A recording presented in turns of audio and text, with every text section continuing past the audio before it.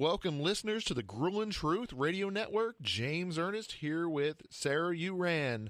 She is the owner, operator, and founder of APC Agency. So, what sports did you play growing up, Sarah? I was a lacrosse and field hockey player. Ooh, nice. None of the sports which I work in now. Mm-hmm.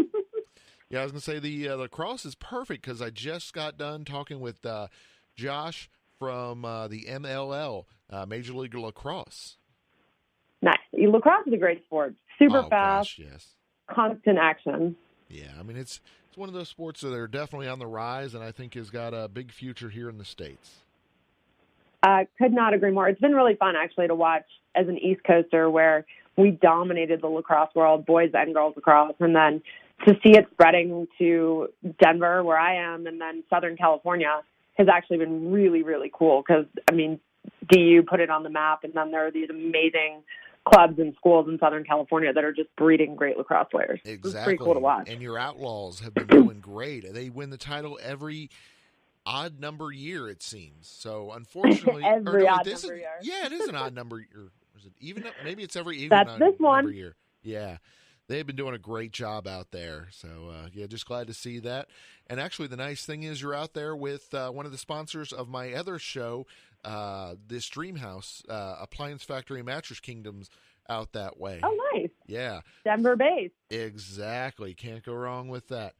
So what caused you to fall in love with sports? I grew up around sports. My dad played baseball growing up, and then did not make it pro, but had always been around sports. My mom was a diehard baseball fan as a kid, so I grew up with a passion for the Yankees, a passion for Mickey Mantle in particular. Grew up in a household where TV was not permitted. We just were not allowed to watch it. The only time the TV was on in the house was Notre Dame football or the Yankees playing. And if those two weren't on TV, we were outside playing sports. So I was bred to be in the sports world in some capacity probably, or at least that's where my greatest passion has always been. Let's go back to the Mickey Mantle thing. Okay, I have a lot of guests that write books and all, so they're on the older side, and they surprisingly grew up watching Mickey Mantle. I've seen a picture of you. There's no way that you grew up, black and white footage maybe, you might have seen of him, but there's no way you would have too much about Mickey Mantle. How'd you fall in love with him? My mom was diehard Mickey, diehard. She had everything you could ever imagine signed as a kid by Mickey Mantle. She was a straight A student who graduated from school super young for her age, and she she probably didn't tell us until we were later in high school, but she used to cut school to go to baseball games with her best friend. And wait after the games and get Mickey to sign stuff. And so she used to tell us the stories about him. I had a poster or a framed picture in my room growing up of one of Mickey's home runs. He had signed a poster and which stadium he had hit it in for every home run he hit. And so we had that. I grew up with that in my room. Just, I was born to love the Yankees, love the Yankees. That was it. And, who's a better Yankee than Mickey Mantle? That is true. I mean, he was, the greatest Yankee of all time, or one of the greatest Yankees of all time. So, yeah, I can't go wrong there. So what's your thoughts on some of the current players, Bryce Harper and I know they're not Yankees, but Mike Trout. Machado. And yeah. It's an interesting dynamic. I think as a baseball fan, we're all sitting anxiously awaiting when this is going to happen, when the news is going to happen. And I think kind of changed the free agency game a little bit to kind of play this game. I think right before New Year's, it was Machado's going to make his announcement right at the beginning of the new year. And, we're still all sitting here on edge waiting, right? So, I think it's exciting for baseball because I think it does make the fans start to pay attention a little bit more in the off season. We had a big signing with Giancarlo Stanton last year. And that was late January, early February that was announced. So I think the new trend in baseball is really with these bigger names holding out until closer to the season to just maintain the excitement. Yeah, I agree and with you. create a vibe going into spring training. Keeping that stove hot is very important because that's one of the reasons why football and basketball are where they are today, because it seems even when it's not in season, it can still draw that attention, and that's what baseball needs to capitalize on. Agreed. And it is tough for baseball with their off season being during the NFL season. And then, you've got the NBA and there's excitement around both of them. And so you are dealing with this lull period where, again, it's the genius of Scott Boras, right? He's got this entertainment that he's building, and he's been building it for 3 months almost, if not longer. And people are definitely paying attention because I think every other day I feel like there's a new team. It was that both of them were going to potentially go to the Padres, and now it's Bryce to the Phillies, and then we were hearing Machado to the White Sox for a while. I don't know. I mean, I think it's so up in the air at this point. I think he's mentioned every team out there. So you mentioned you were a big fan of your alma mater growing up, Notre Dame. How awesome was that to make it there to Notre Dame? So I went to my first Notre Dame game when Notre Dame played USC in 1989, and I watched Tony Rice make a comeback against the Trojans, and I knew at that minute that I didn't want to go to school anywhere else. And I think that was the perfect situation for my parents, that they could hold that over my head forever and make me study and make me work super hard, because it's not easy, obviously, to get in there. So it was kind of the perfect win for everybody that I knew at a very young age that that's where I was going. It was one of the greatest days ever. I'll never forget the day that I got the letter. It was super exciting. I love Notre Dame. I love everything about it. It's created some of the best memories I have. It's one of the best alumni networks I could ever ask for. Some of my closest friends are from there. A lot of my business connections are from there. It's an amazing school. I was going to say, unfortunately, the game didn't go that well, but the importance of getting into that game was huge, I would think. It was so significant, and, I think we take a lot of heat all the time. I can't tell you the number of phone calls and texts I got from clients of mine that to laugh at me about the loss. But in the end, I mean, Clemson proved that they were a different team 4 weeks later than they were at the end of the season. They just were. I mean, they beat Alabama pretty badly, too. I mean, they beat us, obviously, not scoring touchdowns hurts anybody, but it makes everybody think that makes you look bad. But Clemson was just a great team, and Dabo Swinney is an amazing coach, and he's got some amazing players on that team, and they're consistent every year. And it was a tough loss to take, but we come back ready for next season. Exactly, and that's the crazy part, is just because one game, both Notre Dame and Alabama, people were writing them off where they had amazing seasons. So I don't get it. Yeah, I think people underestimate too I think everybody so badly wants to speak about Notre Dame being in a conference, but they forget the challenge that we face on a seasonal basis, which is, one, we have to be undefeated. There is no up for discussion. Notre Dame has to be undefeated every season to even be looked at. Secondly, we're not playing a weak schedule or an easy schedule. The only thing that they have to complain about is that we're not playing a championship game, which I understand people are going to complain about something. There's just so much hate for Notre Dame. You either hate them or you love them. There is no gray area with our school.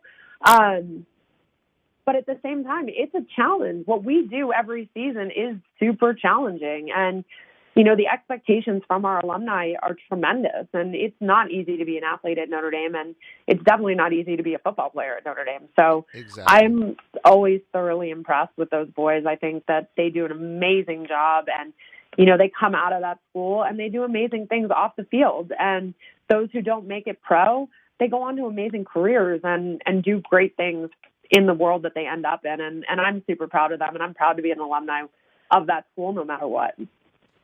So what is the APC Agency? So the APC Agency is a off-the-field management service for professional athletes. So what that means is we take care of everything that is non-related to their contract. So I work closely with clients' agents just to make sure that there are no distractions off the field, managing and handling things that can cause distraction so that they can better perform at their sport. Oh, nice. So in other words, you take care of all the other details. all the details, and there's a lot of them. So, how did you found the agency? So I was working in New York in the branding and advertising side of things, working in the fashion industry, and I left just to kind of get some clarity and see what was next for me. And I wound up starting a concierge business for high net worth individuals. My first client was an ESPN broadcaster, took care of him and his family. He invited me out to Bristol to come and meet some people at ESPN. And after that, the ESPN X Games staff had hired me to help out their Denver Broncos players coming up to Akron for X Games.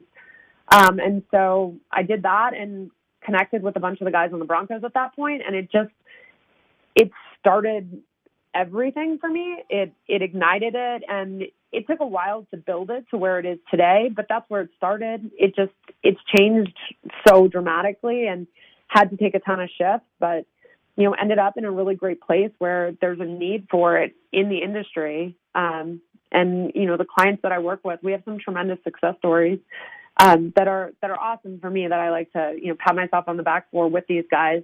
But I learned over 8 years, because this is my 10th year doing it, that there's so much that comes up in an athlete's personal life that people are unaware of, and so having somebody there to support you, to help you, to advocate for you, really, really helps. And being able to do it without having to engage people who are in your place of work, at your team, your teammates, your agent, has been really helpful for them.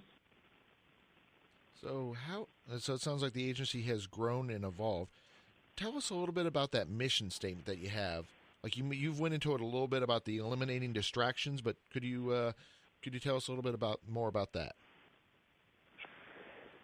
So I've seen firsthand what happens particularly when an athlete comes right from college to pro or high school to pro, that transition is very difficult. And that is the point in time where they have the most people pulling at them or asking them for stuff, or their ego is a little bit big and they're insecure about the transition because they were a big deal in college and now they're going pro and they're not as big of a deal. And so it's all of these things are kind of working against them in this transition. And you can see it happening, and I think we've all seen it without having to be in my role. You can see it because they get into trouble or they don't perform or all these little details. So watching the guys firsthand, I realized that there was a need for somebody to say to them, hey, listen, you're going to go through these difficult things. Everybody goes through it. We've all been through it, whether you're a pro athlete or you're myself or you. It's a tough transition from college to the real world.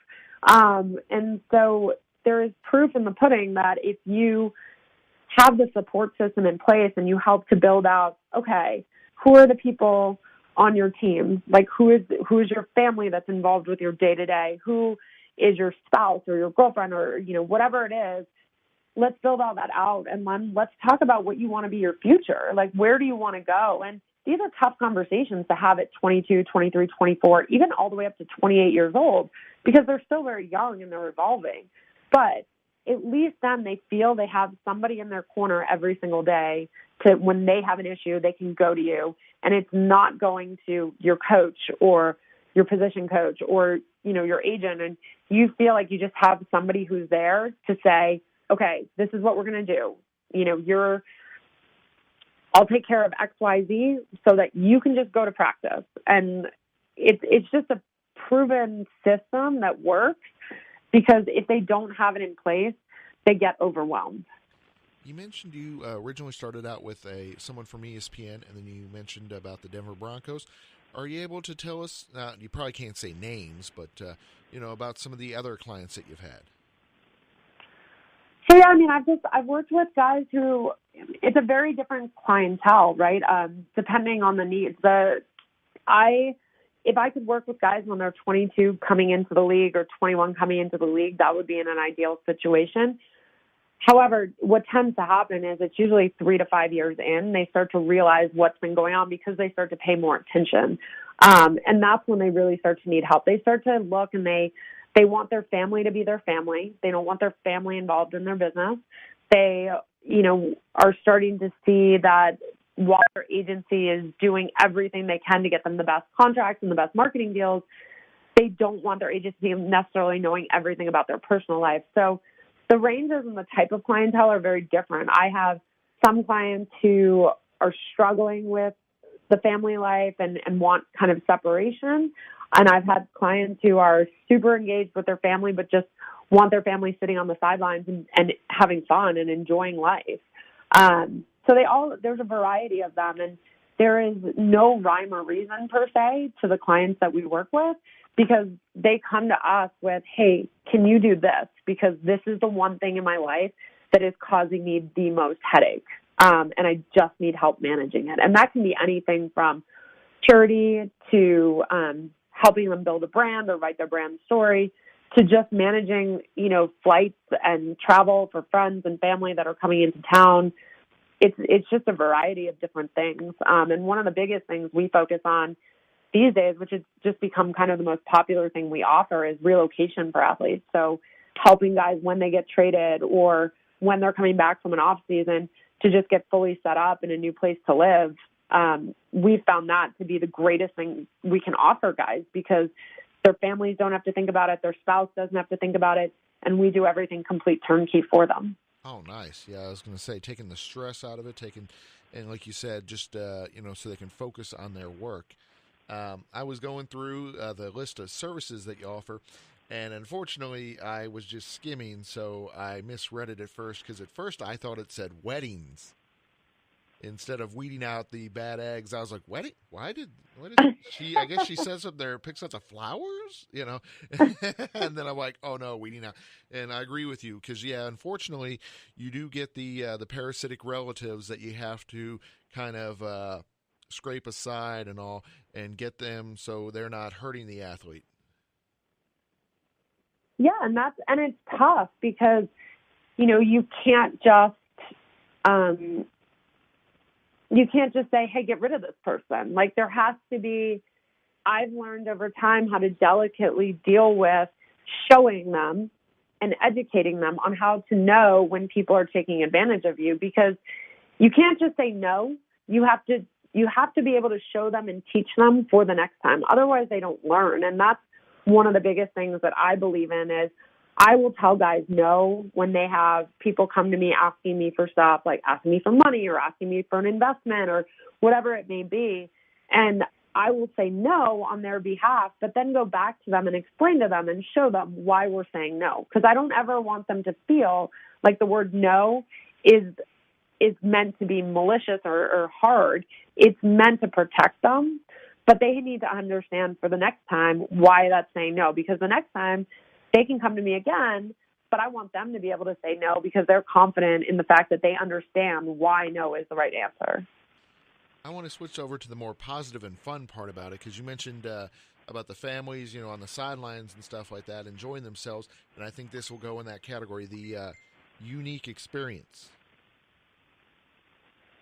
So the unique experiences to me is, we all assume that these athletes can do these really cool things and make a phone call and get this. But to me, it's like there's so many opportunities out there that they don't know about. And, it's like it's trying to create things that are different for them. And so one of the things I had prided myself on this year that I would consider a unique experience is I was able to connect 3 of my athletes pretty organically. One of them wasn't playing, and I had one of my other clients text and say, hey, I just reached out to him just to tell him it's going to be okay. Like, we all go through ups and downs. And they started talking because of the challenging situation that one of them was facing, and they connected and were able to bond over having both been through it. And it was like in the same breath, a couple of days later, one of my other guys had said, hey, I just texted so-and-so about not playing and telling him it's going to be okay. And then next thing you know, they're all on a group text talking to one another and sharing different stories. And it was so emotionally uplifting for me, because not everybody can say they've done that. Not everybody can connect people that way and create that type of bond. And to me, it was like family. And it was truly creating an experience that they would not otherwise have, because they wouldn't know each other otherwise. And they are people who substantially now support each other, which to me is one of the most important things. And kind of one of the most rewarding things I've ever gotten to do as a company. One of my favorite things about sports is how they're able to give back. And then obviously that you believe in that too very strongly with the community engagement. Yeah, I mean, I think for us, I actually spoke to somebody about this the other day. You know, there was the very first time that I walked into a children's hospital with an NHL player, and it was so awesome. It was so amazing to look at the look on this kid's face who was so excited to see this guy. I mean, you could just tell in that moment, this kid's life had been made. And looking at it, that's what you expect, is this like really great emotional feeling of do good. And I remember in a split second turning around and looking at the athlete himself, and his entire emotion had changed from the minute we had gotten into that room. And I realized it's not just about the child that you're visiting or the person in general that you're visiting. The change in the athlete is significant, and the ability for two people who don't know each other to have that type of impact on one another is so rewarding. Like, it is so emotional. And for anybody who doesn't know, I always say, like, go do it, go visit people, go shake hands with veterans, or go to the children's hospital, or just do something that enables you to feel this reaction. Because it's the most mind-blowing thing to watch how two people can be impacted. Two people in two significantly different situations can have the same emotional impact on one another. And it's the most gratifying thing. Like, there is nothing I love more than doing charity events with guys. It is so rewarding for me, for them, for the people involved. Yeah, I agree with you. Because you're right. It's not just the people receiving the charity, receiving the donation, but the athlete also gets so much out of it and helps to change and develop them as people. Yeah, and I mean, my guys will tell you never to go to an event with me because I end up in tears afterwards, and they all think I'm so emotional. But it's just so much fun to watch. So much fun to watch. I know what you mean. I was going to say, you mentioned about the children's hospital. Unfortunately, my little guy, he has a medical condition, and yeah, going there, it definitely puts things in perspective. Because we walk in and we're thinking we got the worst scenario in the world going on because of what he has to deal with. But after you're there and the people that are there, you realize that you're not alone, and it means a lot to realize that. No, it's a lot to digest, and so that's why breaking it down by bringing somebody in just to break the tension and break the monotony for a lot of these kids is so significant. And I mean, you've seen it firsthand, and I'm so sorry. It's tough. It's so tough. And on the parents, it's tough. And that's the thing. Like, you're not impacting one person. You're impacting so many by just opening one door into that hospital. And that's why I love it. I mean, I can't say enough about it. One of the processes I start with every single guy I work with is, what's your passion? And if you don't know what your passion is off the field, let's find it. Let's go see a bunch of different organizations and see which one resonates most with you. And let's really go have an impact once you find out what that passion is, because a lot of times guys aren't exposed to it, although I do believe the universities are doing a far better job of getting these guys engaged on a charitable level at a young age, which is amazing to see. I know Notre Dame does a lot with feeding the homeless in South Bend, and then I have done a bunch of different events at Masonic Children's Hospital in Minnesota, and it's always great to see that the Gophers are there visiting. They were visiting there in the freezing cold the other day, and it's so heartwarming to see that they're getting guys engaged at a very young age, and then that these guys come out of college and have a passion and want to do something.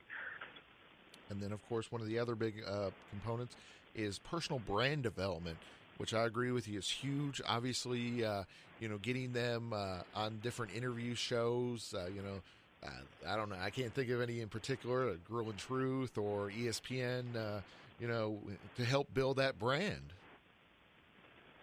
Well, the personal branding side is hugely important for a lot of reasons. I've read Simon Sinek's It Starts With Why book multiple times, and I read it all the time just because it reinvigorates that how do we write your story? Let's write that story. People, I mean, Simon Sinek talks about it. People aren't buying what you're selling. They're buying why you're selling it, right? So let's create your story, because how your story then defines everything else. And, you know, when you read the book I wrote, it starts with determining what the one word you want people to use to describe you. And that word is significant, because that word will dictate what brands do you want to partner with, and and those brands will dictate how people perceive you. And so before you start getting into these marketing deals or agreeing to sell stuff on social media, make sure it suits who you want to be recognized as, because all of that stuff will dictate how people perceive you. So I always force the guys to go through this process of what is that word, and let's base everything off that word, because you want there to be a reason why you do everything. And every step you take should relate back to the person that you want people to believe you are. And the other biggest thing is be authentic, and personal branding allows you to do that. If you have your brand built and you're authentic about who your brand is, it is going to be so much easier to get up in front of the cameras and do what you do every single time, because you already know who you are and everybody else knows who you are. You're not trying to pretend to be something just for a show. Exactly. And speaking of that book, I really enjoyed reading it. Athlete's Playbook for Life, Things to Know When You're Going Pro. Actually, I kind of think, and I might be a little too forward in saying this, but I think this should be a college class. I would love to teach it. I seriously, that's one of the things I want to do the most is get back out and do speaking. I got to speak with the Notre Dame football team a couple of years ago. Ron Polis had brought me in, and it was awesome. It was so great. It was so great to connect with these guys. And the reason I love speaking to these programs is because it's unrealistic to think that I'm going to get to work with all of these guys, but to be able to speak to them and at least give them one or two tools, even if the only thing they remember is live through the word that you pick, that's the most important thing, because that decision will define the choices that you make. And, speaking to these college kids, it's how do you want people to define you? And then what are the choices that you're going to make to get there? And there is so much good that can come out of it. So why are you so passionate about your job? I've always been super passionate about people. And for me, the ability to connect with people is something that I thrive on. And this world enabled me to connect with people, but more importantly than anything, it allowed me to advocate for people. I think, people give athletes a really hard time because, one, at 22, we're putting them in the spotlight and we're having these super high expectations for them, and we have no give on anything. We expect the best the minute they step out into any field or ice or whatever it is. We expect the best from them. They're 22, and at 22, we all made mistakes, and we all made bad decisions, and the difference was we weren't on the front page. And so I believed in advocating for these young athletes, number one, to help them through the challenging situations before it becomes an issue and before it becomes a headline. But more importantly is enabling them to know who they are and be who they want to be and be authentic and be there for all of the good and be supportive through the hard times as well. And I feel strongly that is a hugely important role to have, because we've all seen it in sports. We build these guys up, and we build them, and we build them, and we build them, and we build them just as much as we tear them down. And you saw it happen with Tiger Woods. You've seen it happen with other athletes. And to me, I just want to be there to support them. I want to be there to help them through these challenging times, but also put them in a position where none of this is going to happen. And I think, the word advocate is the one that I use all the time, because I do believe these guys just need somebody in their corner, and I believe in educating them as they go, because educating in real life is based on your own experiences. Life isn't easy for anybody. Everybody's been through a lot, and our own experiences can really help get other people through the difficult and challenging situations. So tell us about your baby Bert. Bert is his own celebrity. Um, Bert, my golden retriever, is I don't know. I mean, he's sound asleep, snoring away. I have a love for dogs. I love dogs more than anything in the world, and I've always had golden retrievers. I've never wanted anything in life more than a puppy when I was a kid. And so, my Bert is a huge part of my world, and generally speaking, is with me a lot of the time. So why is honesty such a priority and such an important thing in the industry you're in? Why is what? Sorry, say that Honesty. again. Honesty. Because you're known for your honesty. I just think being direct and to the point is the key. I think it's how I grew up. It's very East Coast. It's, loving through truth and honesty is important. Being direct is important. And I think a lot of times people spend a lot of time trying to spin things. And the reality is honesty is quicker, and it may sting a little bit sometimes, but nobody has time for the BS, right? I mean, it's just be straightforward, and I think a lot of good comes from it. And like I said, the sting hurts sometimes, but the dishonesty lasts forever. Exactly. And then, like you said, you have to start trying to remember the lies, as opposed to if you just keep it honest and you keep it to who you really are, it makes it so much easier. So who are some of the people you like to thank for your success? Oh man, there's a long list of those people. I mean, my mom and dad were super supportive of anything and everything I wanted to do as a kid, which, enabled me to get here, because I'm sure most people questioned my mom's head when I told her I was quitting my job and going to start something on my own without any experience in the sports world. And for 10 years now, she still tries to explain to people what I do, and it doesn't do it very much justice, but she tries really hard. So those are huge. I mentioned in my book a Notre Dame alum, Faust Capobianco, who I went to go hear speak, and he just ignited this entrepreneurial spirit in me that nobody else ever had. And I continued down the road for 2 years doing what I was doing in New York, and then called him one day and was like, "Hey, I quit my job. Here's what I'm going to do." And he was super supportive. He helped me get a client, one of my first 5 clients. He had introduced me to a family in New York that wound up being great and really helping, and they're still very close friends of mine that I have breakfast with whenever I'm in the city. So I think he was one of the very first influential that made me realize, like, you've got to take chances. If you want to build something great and you want to build something that's truly yours, you've got to just do it. And it's not going to be easy, and it's going to be a lot of work. But what happens if you take that risk and it works out? And to me, it was take the risk, and I'd rather take the risk than not. He was a big one. And, then there's just athletes along the way that I've been fortunate enough to meet who have been so supportive of what I do and have been continuous with, how can I help you? What can I do? And those people I am eternally grateful to, because I know whenever I need something, they will always, always be there. Before we let you go, social media and your website, where should fans check you out at? So the website is the apcagency.com. The book is on there. The services are on there. You can read a little bit more about what I do and what we offer. And then social media, everything is on my name. So everything is at Sarah Uhran. There's a lot of Bert on there, but he is the best looking part of my life. So, I got to keep him front and center. Exactly.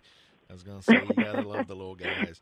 So, and every one of my athletes loves Bert. They prefer hanging out with him than anyone else. I'm telling you. Oh, that is awesome. So I'd like to thank Sarah Uhran, the owner of APC Agency, for being our guest today. Thank you so much. I appreciate it.